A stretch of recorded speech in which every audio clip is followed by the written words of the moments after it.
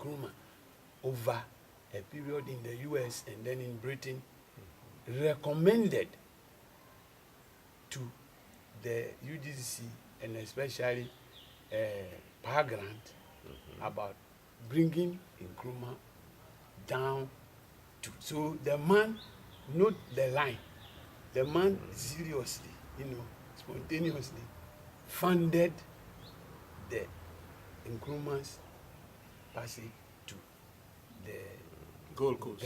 The Gold Coast in 47. Yes, 1947. Yes. And then the struggle continued. But note that since the resistance had for no compromise with the ex-colonial powers, Nkrumah emerged to make sure that he will gear the thing towards the Bromas line. And it ended up going to form the CPP, the Convention People's Party, which then prosecuted the national liberation struggle with a new society content in it, So it was not a surprise that the Lieutenant Usujima and all the others, also had to plan, making sure that the struggle will continue. The way my brother Kwame talked about Kakuaka, it makes me want to even pull back a bit with the discussion on Angola. Angola as well, we remember the brave and proud efforts of Queen Nzinga to fight the Portuguese from the Kilombos. Yeah. How does the experience of that struggle also influence the tradition? Because the issue of tradition came in Comrade Kwame's answer, the tradition of liberation in Angola. Well, and today we are calling ourselves Kilombo, actually from Queen Nzinga's Kilombos. Yeah, actually all kingdoms in Angola. We have some kingdom in Angola, in the west, in the west, in the north, Angola, because Angola comes from Angola, the kingdom of Angola. Okay. In the north, in the south Mandum, the Ovambo people, the same people that you find in Namibia, in north of Namibia too. They make a good resistance. So the Ovimbo people are in southern Angola and northern Namibia? No, Ovambo. Ovimbo is in the middle. Ovambo. Ovambos. Yes, and Bailundu Royam, Bailundu Kingdom,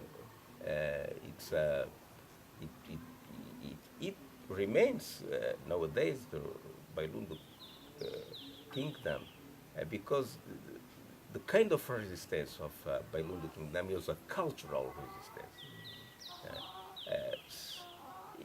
In some extent, they let Portuguese take place of economy and so on, because the key of the power were culture. And then in culture, the Portuguese don't find anything. But in terms of fighting, Ginga was a great woman who organized the fight against Portuguese and make some alliance with Holland, for example, in terms of combating. So she was very strategic. Yeah, very strategic, very smart. Gosh, we'll have to send our present leaders to her grave to learn something and bring back to us if they can come back. From Ginga, really. So, but the last army opposition was from Mandum, Ovambo people, up to 1949, the resistance from Portuguese continued in Angola inside this kingdom, Mandum, whose base is in Angola. The kingdom is large with Namibia, but the siege, the place where Mandum was in Angola. So we take some experience from this period. Digamos, is called the resistance from kingdom, not a national resistance, but resistance from people inside the Angolan territory. So the national resistance begins later in 1950. Well, before army resistance, we have intellectual resistance, civil fighters, resistance, a lot of appeals written for independence of Angola. People, brain people who lived in oppressed areas write appeals for independence of Angola and write books as well. And they, Portuguese people, put these intellectuals and activists outside of Angola. Exactly. Even religious people like with the heritage of Kimbango, religion Kimbango. In Angola, we have a great religion opposition based in Jesus Christ, but with African religious elements to Simão Toko. Simão Toko, the Portuguese put him in prison, but outside Angola, because Simão Toko was a Kimbango member, but he made his own church in Angola. The Tokoism was an intelligent person, very smart, and with a great mass influence. So we face a lot of kinds of fighting. National liberation in terms of army, in terms of struggle, was in 70s the most the most important form, but it's interesting to recognize all kinds of fight against colonialism. And today, the thought of the men who call for independence in terms of non-resistance, in terms of civil activity, is very important nowadays for continuing fighting for social justice. Yes, Comrade Afful, I asked about one organization which I don't know why you shied from commenting on. I'll come back to the People's Popular Party, which I'm sure you know a lot about, but in your answer you postponed that. So I want to come back to the People's Popular Party, led by Dr. Lutherot and our great friend, lawyer Johnny Francis Smith Hansen. The that's good. The People's Popular Party, PPP. PPP. Not the present PPP. No. Not in Bion's PPP. People's Popular Party, which was led by Dr. Lutrot, and with the General Secretary Johnny F.S. Hansen, said member. They continue to play with Johnny as the General Secretary. They try to play the role of the banned CPP, continuing the struggle. The only group really we can refer to as a successor to Kwame Nkrumah in Ghana. At that time. So, but for certain reasons, the party, that time, they were just organizing towards it. It was also proscribed. And they made sure that the man even got poisoned. Yeah, I think that the death of Dr. Lutrot needs to be investigated. And, well, they did not, after the demise of Dr. Lutrot, Johnny Hansen lifted up the banner and continued to struggle. And even got it unbanned after the election. Yes. Since the elections are finished and they put in place who the CIA and MI5 have requested to run the country, they unbanned them. So what happened when they were unbanned? Well, Johnny's activities. Johnny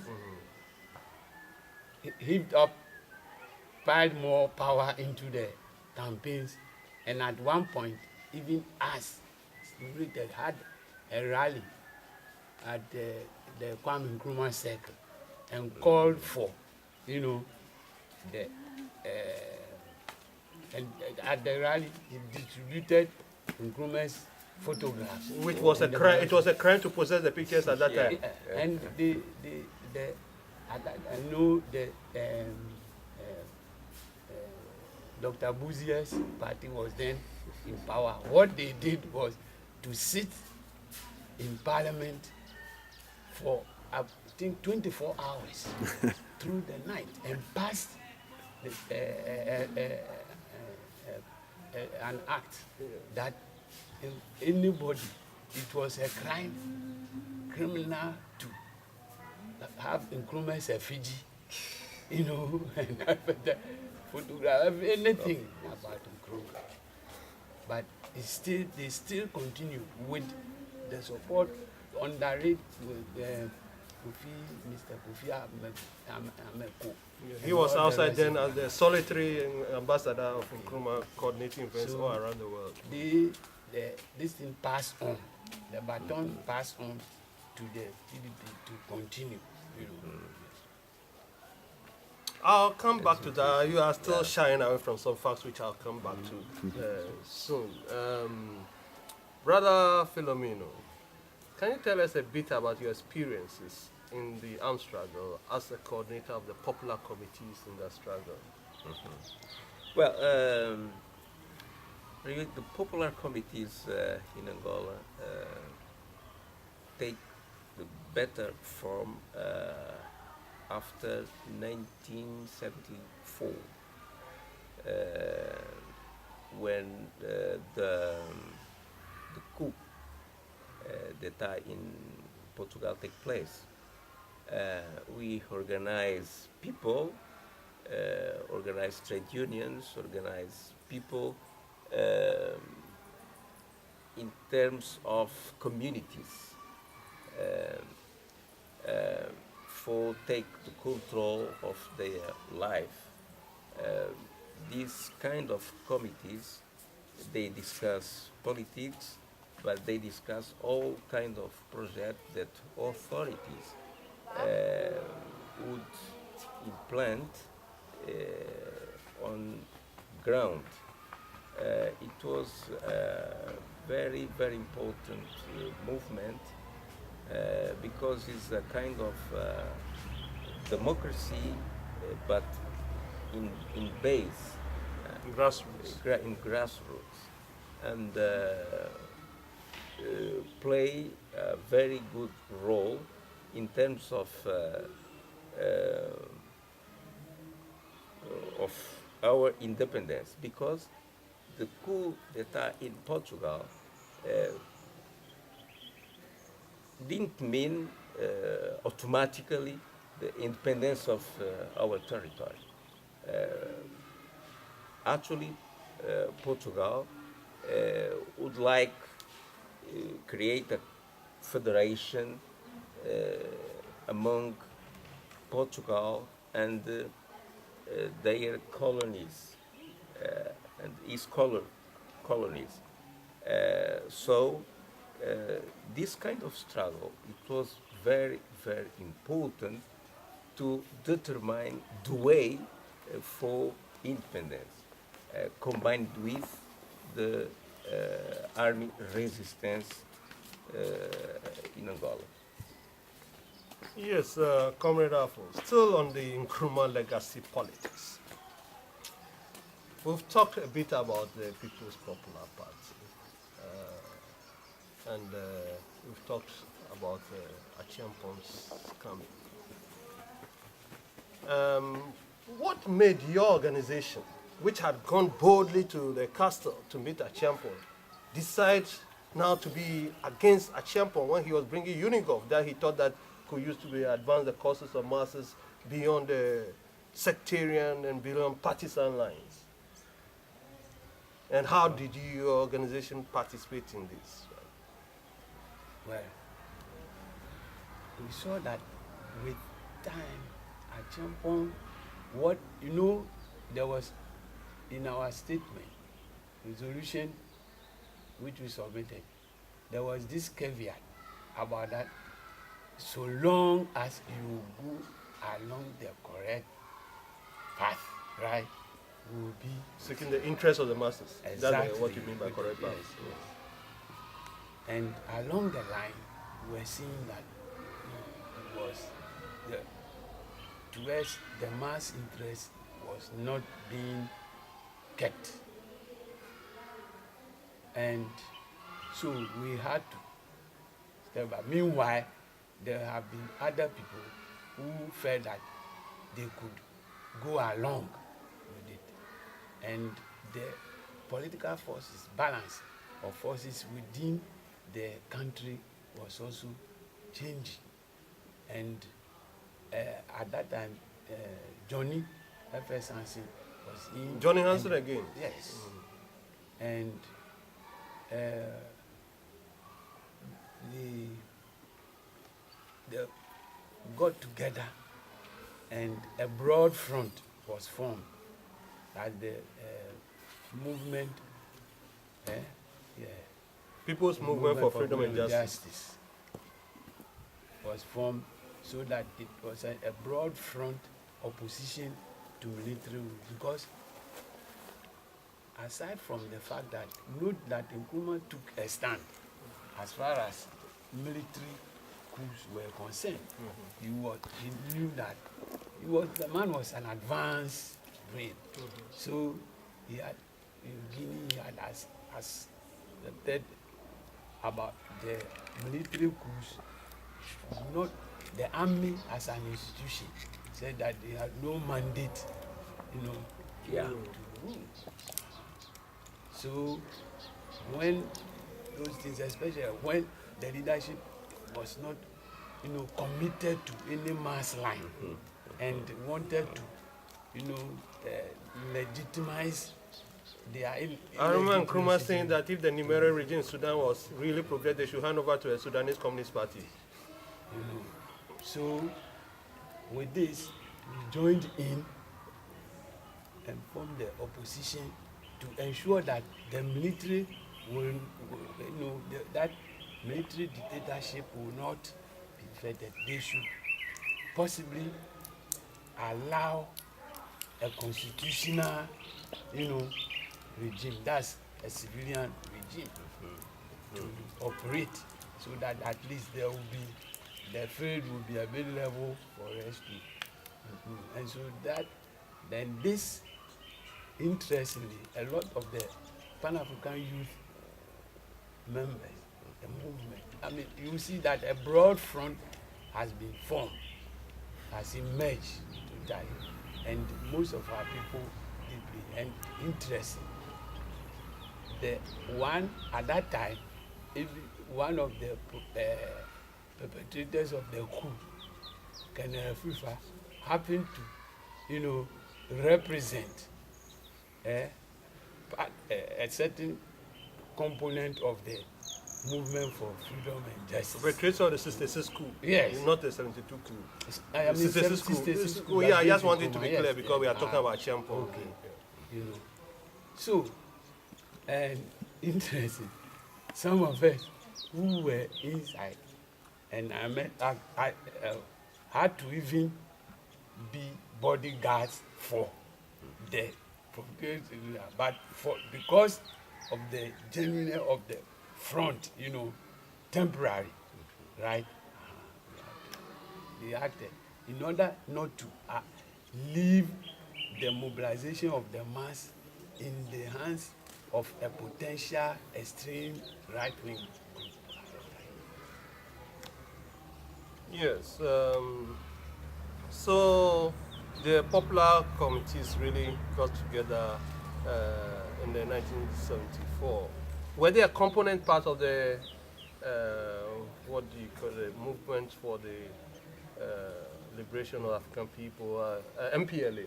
Were they a component part of the MPLA, or they were beyond the MPLA? Not necessarily. It was a mass movement, and all members of all kind of parties can belong to this movement. Something like Soviet type of thing. Without prejudice, because for fighting for basic needs, all people have to evolve in this kind of fighting, and all people have to discuss the problems about their communities.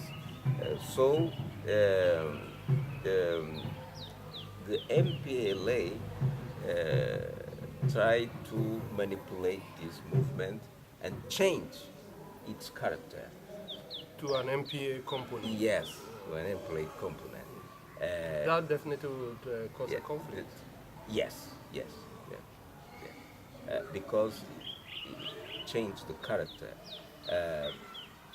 The relation, for example, I was a member of MPLA, but in that committee, I is a citizen. I work as a citizen. For all Angolans? Yes, for all members. And not only MPLA? Not in MPLA. And it was good because I could inside MPLA put the problems of the people. As a feedback from the popular committees? Not manipulate people to have the ideas of the MPLA. It's different. So even members of other parties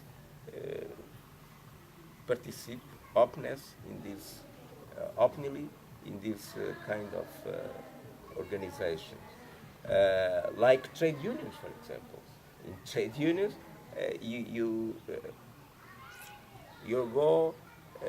your base is workers, not workers of one party or other party. Today's situation in Angola is strange in terms of citizenry, because member of MPLA is most important than a citizen. For access in rights, for example, you have to be member of MPLA. It's a complicated situation because people don't feel free. They accept to be member of MPLA because they get things which others cannot get. Yes, get. Similar to a situation in this country these days. When MPP is ruling, then the MPP people will be in charge of the toilets, and when the NDC comes, they go and chase them, and whoever comes, they go and be in charge. So yeah, Forgetting the employee, we'll discuss that Yeah. later. Yes. Okay, well, I'll come back to you. And so from this struggle against Unigov, what happened in Ghana and what happened in the progressive movement following this struggle? Well, with the anti-Unigov campaign, I'm sure he has to raise his voice a bit. Yeah. with the anti-Unigov campaign, it culminated into broadened mass action, which was seized to effect and what we call a palace coup led within the military junta. The military junta, turning and naming it SMC2. Okay. But now led by General Akufu. And it further went on. And it had repercussions within the army, body politic of the army, and which finally had to throw off. There was an internal rebellion within the army, the lower ranks with the junior officers overthrowing the Akufu regime in 79. But they stayed only in power because of the contradictions, which the military rebellion could not resolve. They had to stick to a timetable of 3 months and handed over. They organized, supervised the organization of an election in 79, which at that time you can see that it was one of the most transparent, violence-free, and no twisting of hands or anything, and they ended up handing over power to the party, especially the PNP, People's National Party, which contained most, of course, a lot of those who had been banned, the CPP, happened to be there. Who also denounced Nkrumah openly as well. The band people who also denounced Nkrumah openly. Yes, interesting times sometimes in Africa. Yes, I come back to Angola where we're going to have more interesting times. So what happened with this conflict? You and MPLA activists being in coordinating popular committees with FNLA members, UNITA members, people not belonging to any political parties, people belonging to trade unions, all over the place. And now the MPLA wants things to go its free as the vanguard of the revolution. So what happened after that? Yes, the MPLA tried to control everybody, every people. They had the time. They feared for power in Angola. They fear youth. They fear the new ideas. They fear everything, and as they have the they feared everything apart from just having state power. Yes. They have the military power. And the support of some Portuguese people, they confronted... And they have foreign relations propaganda. Yes, they confronted the other army movement, and with the support of people, they take the power alone. But at the same time, the progressive group inside the MPLA were expelled Expel. Expelled. Were expelled. Maybe they Were will not say expelled. progress, they will say the Yeah. extremist group.